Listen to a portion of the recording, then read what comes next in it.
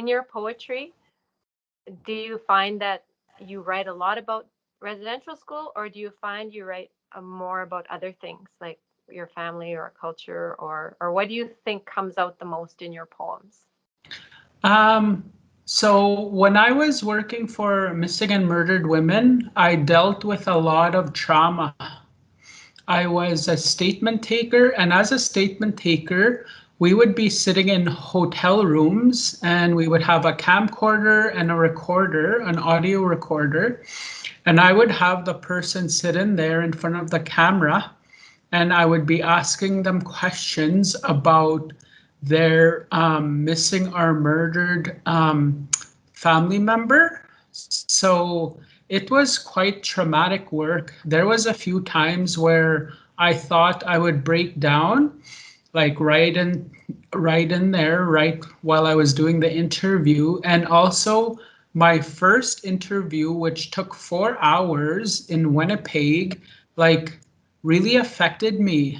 Like I could literally feel like a pain, like in my heart area, and Mm-hmm. I couldn't get it out until we had debriefing later. And then when I had the debriefing, I felt better. But this was during the time when it was a very cold winter, and I didn't have the time to go and get therapy or to talk to a therapist to deal with this trauma that I'm listening to, right? Yeah. And so I started writing poetry as a way to occupy my mind. And when I look back at the stuff that I was writing, it was about my mother, my childhood, my grandmother, things we did as children. And these were times like happy times, Mm. and they were healing times. And I do write about contemporary issues that we as First Nations people deal with, like the justice system. Well, because I'm a lawyer, right? So I write about that. I write about missing and murdered women, residential schools, and also I talk about my faith, like as a Christian, as a Catholic person.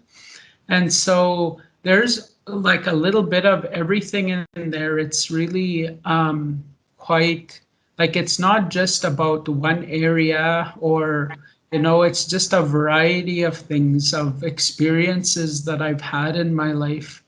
And I find it more of a healing book than anything else. Like it's not really like the poetry you find in there is not, it's not really like in an angry voice or anything, but I'm just telling you how it is for First Nations people when I talk about our social issues, but also I talk about our strengths, like our connection with the land, our language, our kinship ties, like really positive things about being a First Nations person. Mm-hmm. Yeah. Yeah. Okay. Thank you. Um, so one thing I wanted to ask you was the title of your book there. It's Escuteo Esqueo, Poems of a Northern Res Girl. So can you explain for maybe people who don't speak Cree what that means? So Iskutio means fire and Osquiu means woman. So it's fire woman. But I wanted it to be fiery woman because there's a poem in here that's called Fiery Woman, and it's actually about my mother. And the closest translation in Cree I could come was Iskutio, fire, right? So, and I think it worked out like Iskutio Iskuil. Um, like it makes sense, if I tried to put fiery woman in there, I don't think it would have flowed. So Mm-hmm. that's why I picked Iskutiu Iskuil. And I could read that poem for you.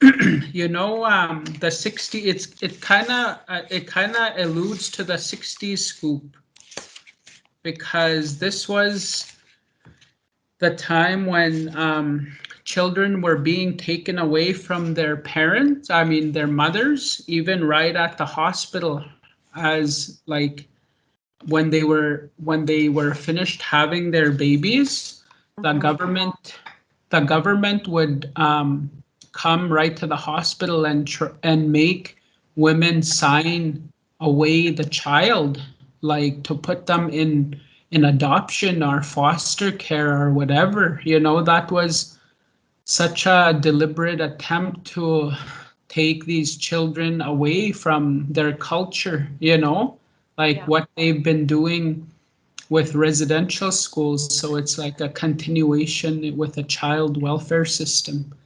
Yeah. And, in my book, there's this is a kind of like a resistance poem too. And there's two poems like that. One is about residential school. Before I talked about my mom didn't attend residential school. Um, the authorities did come to the house and they told my grandfather, if your kids don't go to residential school, you're not going to get your family allowance. And my grandfather said, that's okay. I can take care of my own children. And he was a big man, like he was um, tall and big. And I guess, they didn't have authorities that way at that time. And so they couldn't force him to take his kids, right? So then, whenever the time came for the residential schools, he would take his children to a camp so they wouldn't have to deal with that every year. And that's how I retained my Cree language, Ninidawan. Well, yes, Ninidawan, because my mom kept her language because she didn't go to the residential school, right? Mm-hmm. And so this one called Fiery Woman, and it's about my mother. So it goes, you sly fox, you, coming here with your fancy heels and smart suit. Little do you know that 1,000 fires burn within me, a fiery blaze, trying to make me sign those papers that would rip away the seed that I nurtured within me for months. I am not broken. I withstand your daily assaults. I'm too young, too stupid, too savage. Your words turn to ashes beneath me. They fall. I've met you face to face, and I still stand. So my mother was 16 years old. 15, 15, I think she was 15 years old when she had my brother. And her parents and my dad weren't at the hospital for a few days after she gave birth. And several times a day for 3 days, this woman from the provincial government tried to make her sign Dwight away, like my brother. Yeah. And she resisted, even though she was only a teenager, Mm-hmm. right? Yeah. Yeah. I can feel that strength come through that poem. That's beautiful. That's a beautiful honor to your mom, that poem. Yeah. So that's all these poems are in here. So it's only 17.95. Just kidding. uh, okay. So, thank you for sharing your poetry with us and your stories and your honesty. We really appreciate it. Um, when I say we, I mean our students and our staff at Sun West School Division. We really appreciate it.